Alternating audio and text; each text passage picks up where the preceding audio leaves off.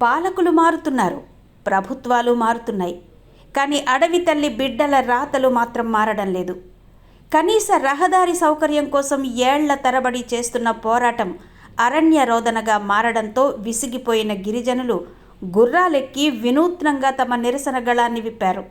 అనకాపల్లి జిల్లా రావికమతం, వీమాడుగుల మండలాల్లో పరిధిలోని సామలమ్మ కొండపై జీవనం సాగిస్తున్న 22 కుటుంబాల కొండు జాతి గిరిజనులు 120 మంది జీవనం సాగిస్తున్నారు. రహదారి సౌకర్యం లేక వీరంతా ఇబ్బందులు పడుతున్నారు.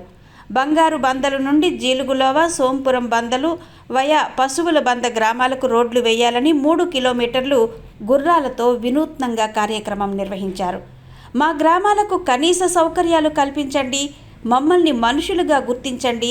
అనేక ఆందోళన ఫలితంగా 3 కోట్లతో ఉపాధి హామీ పథకం కింద గ్రావెల్ రోడ్డు కోసం ప్రతిపాదన తయారు చేసినా నిధులు ఇవ్వలేదు. శ్రమదానంతో తామంతా కలిసి రోడ్లు వేసుకున్న వర్షానికి కొట్టుకుపోయింది.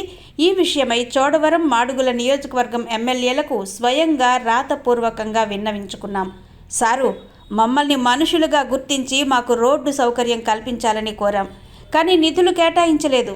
నాన్ షెడ్యూల్ గిరిజనులం అవడం వల్ల పాలకులు మమ్మల్ని పట్టించుకోవడం లేదు. మైదాన ప్రాంతాల్లో పశువులకు వెళ్లే పాకలకు సైతం సీసీ రోడ్లు వేసుకుంటున్నారు. కొండ మీద జీవనం సాగిస్తున్న మాకు మాత్రం రోడ్డు వేయడం లేదు.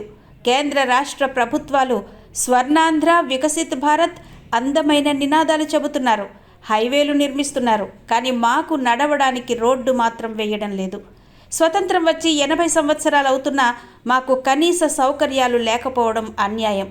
తక్షణమే మాకు రోడ్డు నిర్మాణంతో పాటు అంగన్వాడీ సెంటర్, ఆశా కార్యకర్తలను ఏర్పాటు చేయాలి అని గిరిజనులు కోరారు.